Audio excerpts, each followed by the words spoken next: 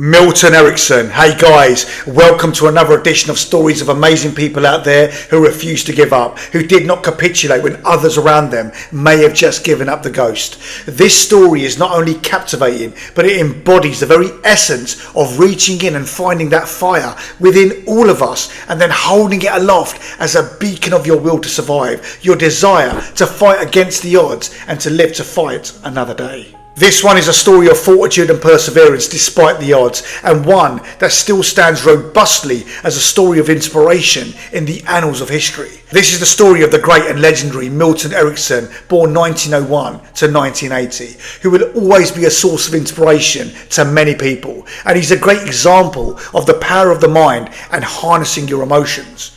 Erickson was both dyslexic, colourblind, tone deaf, and did not even speak until he was 4 years old. And as if that was not enough to contend with, at the age of 17, he contracted polio and was so severely paralysed that doctors believed he would die. This was a tough upbringing and a lot going on there for the young Erickson, and he was forced to endure a mountainous struggle with health issues that would emasculate the majority of us. But things were so bad that he had actually overheard doctors telling his parents in the other room that their boy would be dead by the morning.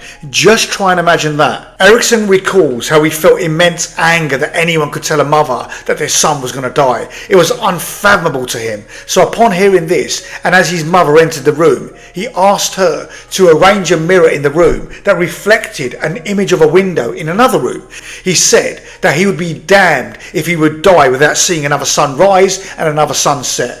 Now that night was the worst night for pain and suffering, and it was then that he remembered having a moment of clarity where he made his mind up and he refused to die. Very similar to what I went through when I was on my deathbed as well. He said he would live to see many sunrises and sunsets, and like I say, I know this feeling exactly of making your mind up and refusing to die when I was on my deathbed. I was even put in a side room to die. I know this feeling only too well, where I visualised I want to see my kids again. I'm going to go to the Maldives. I'm going to sink my toes into the sand, and I refuse to leave this mortal coil until I've done those things. Erickson was beginning to understand the power of the unconscious mind, and the next day he focused his eyes, his mind and every last ounce of juice in his body to looking at the beautiful sunrise. It was here that he absorbed himself completely by concentrating only on the sun, eliminating everything else around him, totally immersing his mind, body and soul into this image. He made his mind up that he would not die no matter what, and despite doctors telling his mum that he had no chance of survival, he refused to give up. In this hypnotic state of peace and combined resilience, Erickson eventually made a full recovery and embarked upon a lifetime of understanding and teaching hypnotherapy.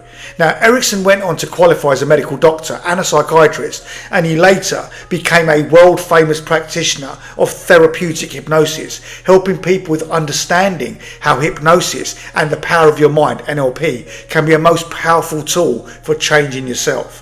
Erickson believed firmly that the unconscious mind was always listening, and explained that most of us would be doing this whilst waiting for a bus, an appointment, reading or anything that caused us to daydream and allowed our mind to wander somewhere.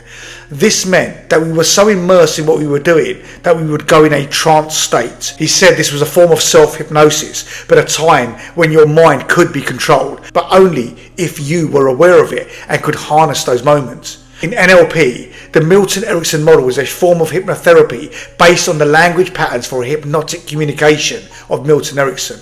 Described as a way of using language to induce and maintain trance in order to contact the hidden resources of our personality is the basis of this type of programming. The three aspects to the training are to firstly build and maintain rapport with the client. Secondly, overload and distract the conscious mind so that unconscious communication can be cultivated. 3, to reprogram the words for the client. As such, Erickson hugely influenced major thinkers and inspired the developers of NLP, and remains a paragon of self-belief and self-healing. His achievements demonstrate how amazing the human mind and body are, and how much we still do not understand.